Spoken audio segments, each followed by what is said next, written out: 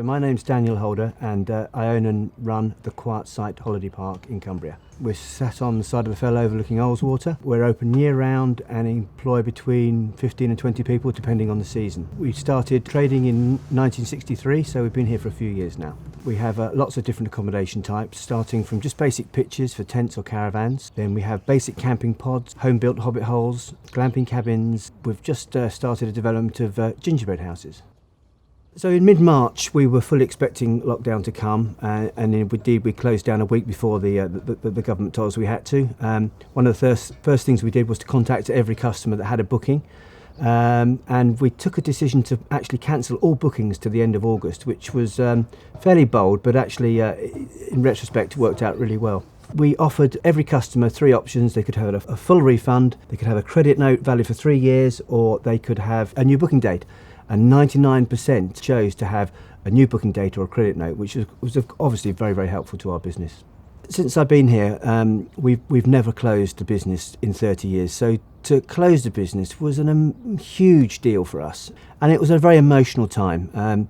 We had a staff meeting on the first day of closure where we all gathered in the conference room to talk over where, what had happened and what we thought was going to happen. The staff were amazing. They all offered to essentially work for nothing just to keep the business going.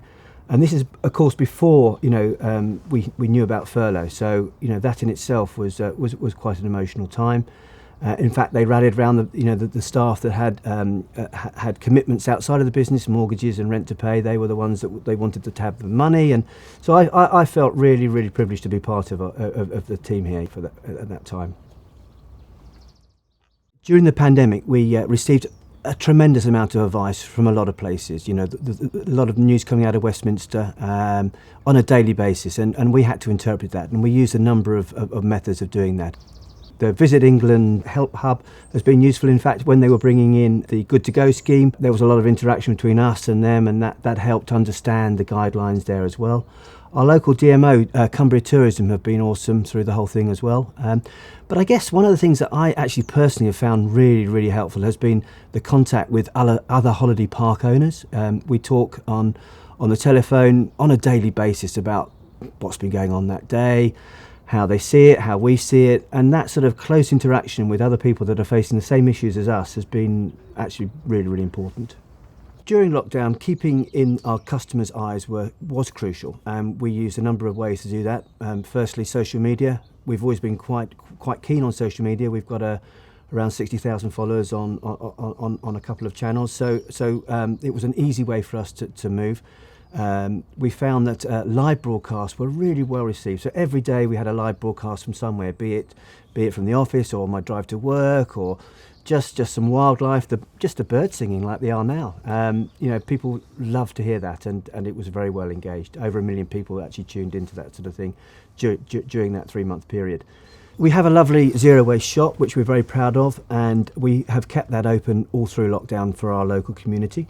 To make the shop a viable operation, we also have moved online. We sell local produce to a customer base that have become increasingly aware of online shopping. So that's worked very well. We've sold a local beer, which has meant that our local brewery has been able to produce beer for us to sell. So that's kept our supply chain hopefully ticking over. During the first long lockdown, we went back to basics, looked at our business to find out how we could be relevant and actually functional without any customers here on site. And obviously we've looked at the online shop, but we also decided to add a food operation, a takeaway food operation that primarily will be for our customers when they're here, but it will enable us to trade even when we're closed by law to the local community. The takeaway that we decided to install was a wood-fired pizza oven. Every project that we embark on here has to meet certain criteria, one of which is no waste, and the other means it's got to be fully sustainable. And with a wood-fired pizza oven, we can meet both of those by having takeaway boxes that can be reused.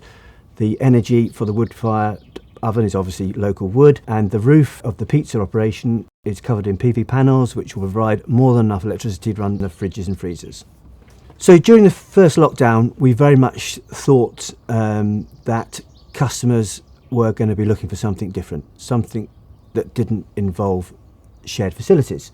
So during that lockdown, we came up with the idea of essentially a hobbit hole, but with a shower and a kitchen, and that's what we worked on. And in fact, during the first lockdown, we put in planning permission for those units. And then during the second lockdown, we put the services in for these units, which was a big job for a business that's not been closed for 30 years to essentially dig up the whole of the park to put new services in was a big deal. And it would have been incredibly difficult had we been open. So we used the second lockdown to put the services in. We then reopened partially for December, but then in January the final lockdown came, and that's when the builders moved in, and we've started to actually build these units. So from the first lockdown to the third lockdown, we've gone from planning to services to actually building them. There was a number of changes that we had to make to reopen safely, one of which was the bar. No longer could we just have a free-for-all, everybody lines up at the bar for a drink. We moved to an app where people download the app before they arrive in a one-way system, sit at the table, and then they order their drinks and pay for their drinks on an app. And one of our staff would receive that information at the bar and then arrive with said drinks, and very little interaction between the staff and customers. Another thing that we had to change to reopen the business was the way people check in. We moved to a contactless check-in, meaning that a lot of the information that would normally have been transferred verbally or with a paper sheet is now done digitally. Sadly, people seem to quite prefer that system now. I think it's probably a system that we will retain. Generally, people are booking for longer periods than they have done before.